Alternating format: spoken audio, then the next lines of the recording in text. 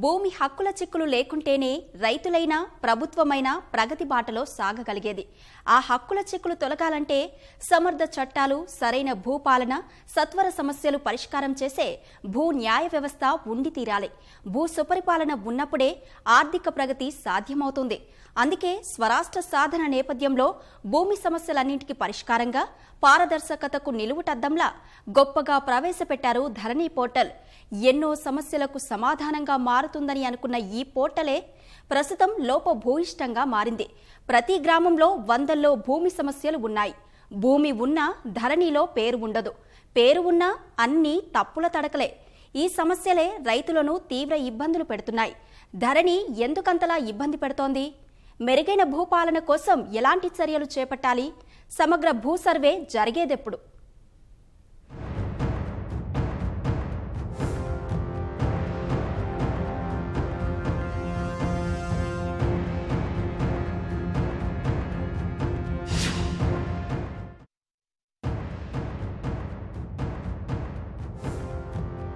కొత్త రాష్ట్రంగా ఏర్పడే నాటికే తెలంగాణలో భూమి హక్కుల పరిస్థితి అగమ్యగోచరం.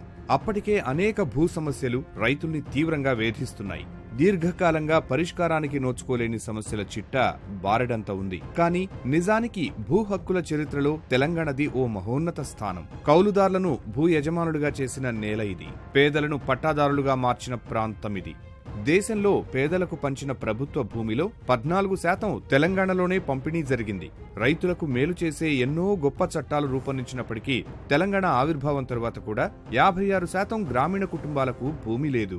ఉన్నా అడుగడుగునా సమస్యలే. స్వరాష్ట్రం సిద్ధించాక ప్రభుత్వం భూ సమస్యల నుంచి బయటపడటానికి ధరణి పోర్టల్ను అట్టహాసంగా ప్రారంభించింది. అయితే ప్రభుత్వం భావిస్తున్నట్టు సమస్యల పరిష్కారం దక్కకపోగా కొత్త సమస్యలు వచ్చి పడుతుండటంతో రైతులు తీవ్ర అవస్థలు పడుతున్నారు.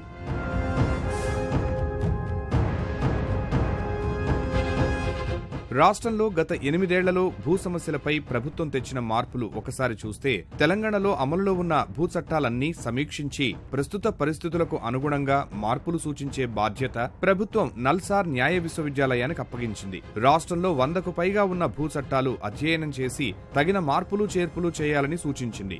భూ కమతాల ఏకీకరణే లక్ష్యంగా భూ రికార్డుల ఆధునీకరణ పథకం LRUP ద్వారా భూ రికార్డు ప్రక్షాళన చేపట్టింది. రైతులకు కొత్త పట్టాదారు పాస్ పుస్తకాలు జారీ చేసింది. కొత్త ROR చట్టం చేసి ధరణి పోర్టల్ ద్వారా భూ రికార్డులు నిర్వహించే కార్యక్రమం మొదలైంది.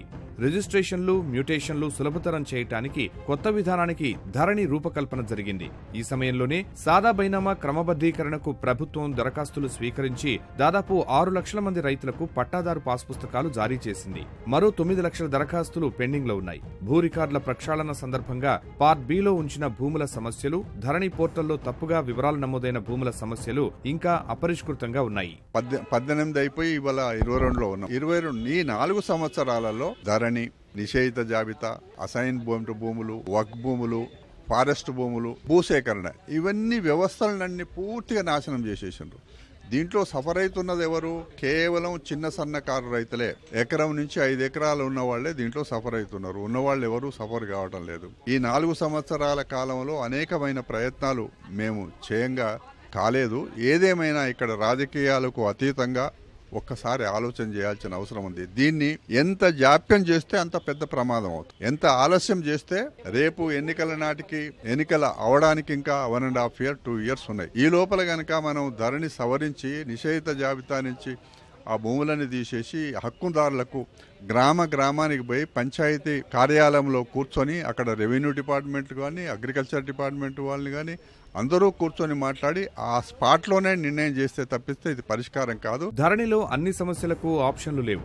గతంలో స్థానికంగా తహసీల్దార్ కార్యాలయం లేదా RDO, జిల్లా కలెక్టర్ కార్యాలయంలో జరిగే ప్రజావాణి కార్యక్రమానికి వెళ్లి అర్జీ పెట్టుకునేవారు. అప్పుడు ఆ సమస్య పరిష్కరించుకునే వెసులుబాటు ఉండేది. ఇలాంటి సదుపాయం ఉన్నప్పటికీ ప్రస్తుతం మీ సేవా కేంద్రానికి వెళ్లి సమస్య పరంగా ఆప్షన్ ఎంపిక చేసుకుని దరఖాస్తు చేసుకోవాల్సి ఉంటుంది. 20 రోజుల కిందట భూమి అంశాలు సంబంధించి కరెక్షన్స్ ఆప్షన్ విడుదలైంది. ఇందులో కూడా చాలా ఆప్షన్లు లేవు. దీంతో పేద, చిన్న, సన్నకారు రైతులు మీ సేవా కేంద్రాలు, తహసీల్దార్ కార్యాలయాల చుట్టూ తిరుగుతున్నారు.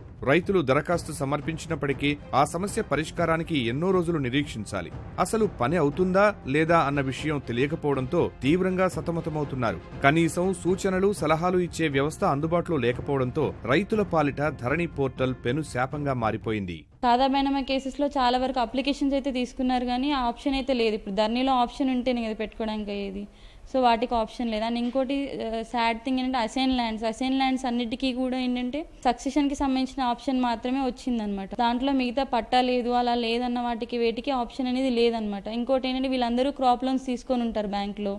రెన్యువల్స్ ఇంతకు ముందు 18 ముందు వరకు రెన్యువల్స్ బాగానే చేసుకొని ఉంటారు. 18 తర్వాత వీళ్ళందరూ డిజిటల్ సైన్ కంప్లీట్ కాలని వస్తుంది. సో వీళ్ళంతా కూడా ఏంటంటే బ్యాంక్ వాళ్ళు ప్రెజర్ ఒకటి ఎక్కువగా ఉంటుంది. అక్కడికి వెళ్తేనేమో ఆప్షన్ లేదు, అసైన్ ల్యాండ్కి మేము ఏం చేయలేమని చెప్పేసి చెప్తున్నారు. ఆర్ఎస్ఆర్ ఎక్స్టెంట్ ఇష్యూస్ చాలా ఉన్నాయి, ఇవి చాలా వస్తున్నాయి. అంటే ఇప్పుడు ఆప్షన్ ఉంది నాకు పెట్టుకుంటాను, కానీ ఆర్ఎస్ఆర్ ఎక్స్టెంట్ ఇష్యూ కనుక ఆ సర్వే నెంబర్లో ఉంటే ఆ అప్లికేషన్ అనేది ముందుకు వెళ్ళదన్నమాట. సో అలాంటి ఇష్యూస్ కూడా కొన్ని పెండింగ్లో అనేవి ఉన్నాయన్నమాట. మనకి అమలు చేస్తున్న భూ పరిపాలనా చట్టాలను ఒకసారి పరిశీలిస్తే 2024 నాటికి టైటిల్ గ్యారంటీ వ్యవస్థను దేశవ్యాప్తంగా అమల్లోకి తీసుకురావాలనేది నరేంద్ర మోదీ సర్కారు లక్ష్యం. గతంలో యూపీఏ హయాంలో మన్మోహన్ సింగ్ ప్రభుత్వం కూడా కొంత ప్రయత్నం చేసింది. ఈ నేపథ్యంలో కేంద్రం డిజిటల్ ఇండియా భూ రికార్డుల ఆధునీకరణ పథకం అమలు చేస్తోంది. మనకు ఎలా ఆధార్ ఉందో అదే తరహాలో భూధార్ లేదా ఇతర ఏదైనా నామకరణం చేసి ప్రతి భూ కమతానికి ఒక ప్రత్యేక విశిష్ట గుర్తింపు సంఖ్య ఇవ్వాలని చూస్తోంది. అన్ని రకాల భూములకు ఒకే రికార్డు, ప్రభుత్వ భరోసా, బీమా పథకం కల్పించడం దీని ప్రధాన లక్ష్యం. తన భూమి హక్కులు, హద్దులను తన స్మార్ట్ ఫోన్లో చూసుకునే సాంకేతిక పరిజ్ఞానాన్ని అందుబాటులోకి తీసుకురావాలని కేంద్రం ప్రయత్నిస్తోంది. కేంద్రం ఇంటి స్థలాలను సర్వే చేసి ఆస్తి కార్డు ఇవ్వడానికి స్వామిత్వ పేరిట ఒక ప్రాజెక్టును ఇప్పటికే తీసుకొచ్చింది. వీటితో పాటు కొత్త కౌలు చట్టం ముసాయిదా రూపొందించింది. అలాగే ఒకే దేశం ఒకే రిజిస్ట్రేషన్ విధానం ప్రకటించింది.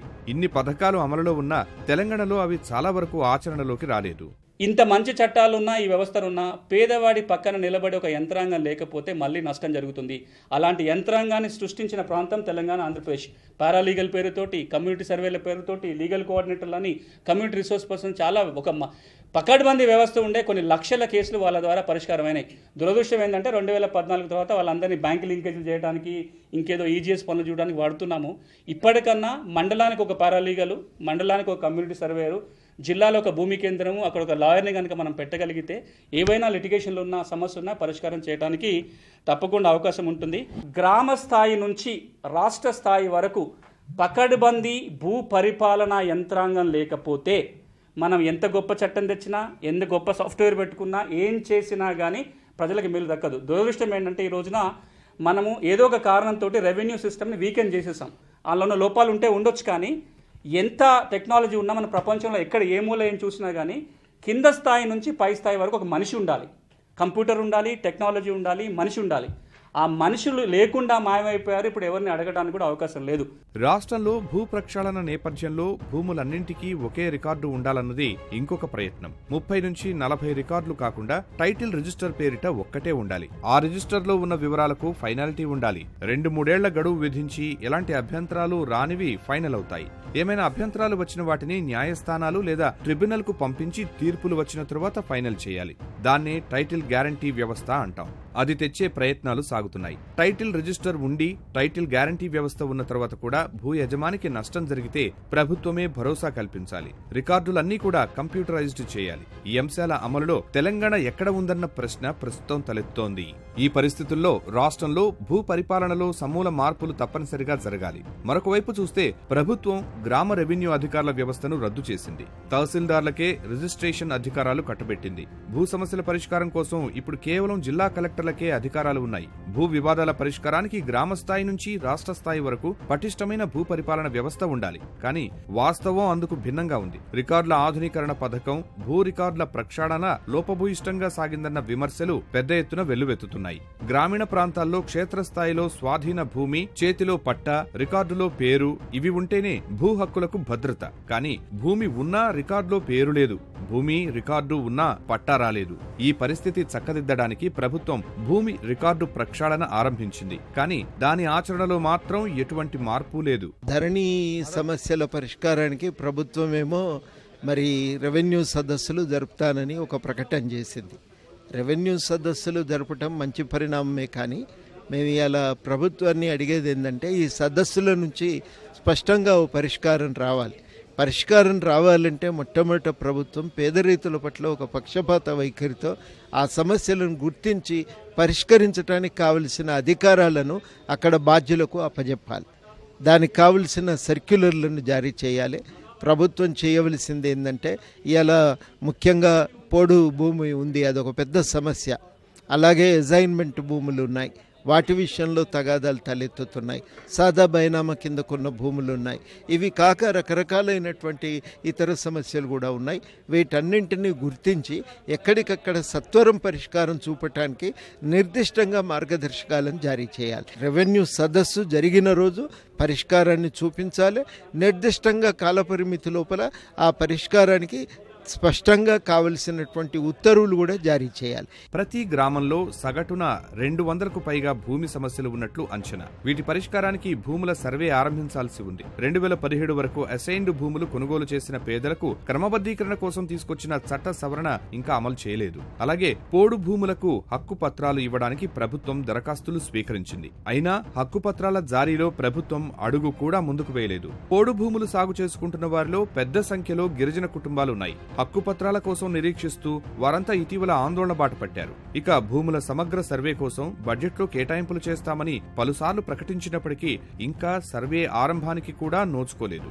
ఇందుకోసం సమగ్ర చట్టం రూపకల్పన చేయాల్సి ఉందని రైతు సంఘాలు డిమాండ్ చేస్తున్నాయి. ఈ సమస్యలు తీరాలంటే రాష్ట్రంలో భూముల సర్వే తక్షణమే ప్రారంభం కావాల్సి ఉంది. దానిపై తెలంగాణ ఆవిర్భావం నాటి నుంచి సమగ్ర భూ సర్వే గురించి ప్రభుత్వం ప్రకటనలు చేస్తూనే ఉంది. సర్వే కోసం మొదటి, రెండో బడ్జెట్లో 1000 కోట్ల రూపాయలు కేటాయింపులు జరిగాయి. కేంద్ర ప్రభుత్వం కూడా 83.85 కోట్ల రూపాయలు విడుదల చేసింది. సాధారణంగా 30 సంవత్సరాలకు ఒకసారి జరగాల్సిన సర్వే 80 ఏళ్లు దాటినా కూడా జరగలేదు. భూముల సర్వే, రికార్డుల ప్రక్షాళన కేవలం పేపర్లకే పరిమితమైంది. ధరణి పోర్టల్ తీసుకొచ్చిన సమయంలో కూడా సర్వే చేస్తామని ప్రభుత్వం ప్రకటించింది. అందుకోసం 33 గ్రామాల్లో పైలట్ కార్యక్రమం కోసం కూడా కసరత్తు చేసింది. కానీ అమలు మాత్రం కాలేదు. భూమి హక్కులకు చిక్కులు లేని తెలంగాణ కావాలన్నది రైతులు, అన్ని వర్గాల ప్రజల ఆకాంక్ష. కానీ దానికోసం క్షేత్రస్థాయిలో మాత్రం అడుగులు పడటం లేదు. ధరణి పోర్టల్ను ప్రతిష్టాత్మకంగా తీసుకొచ్చినా దానితో రైతులకు ఇబ్బందులే తప్ప మరే ఉపయోగం లేదు. మొత్తంగా తెలంగాణ ప్రజల భూమి మేనిఫెస్టో మాత్రం అమలు జరగలేదు. ప్రజల భూమి ఆకాంక్షలు నెరవేరకుండా బంగారు తెలంగాణ సాధ్యం కాదు. మరి ఆ బంగారు తెలంగాణలో భాగమైన ఈ భూమి హక్కుల చిక్కులు లేని తెలంగాణ సాకారం ఎప్పుడవుతుందని ప్రశ్నిస్తున్నారు రైతులు. దానికోసం భూమి ఎజెండా మన అందరి ఎజెండా కావాల్సిన అవసరం ఎంతైనా ఉందనంటున్నారు.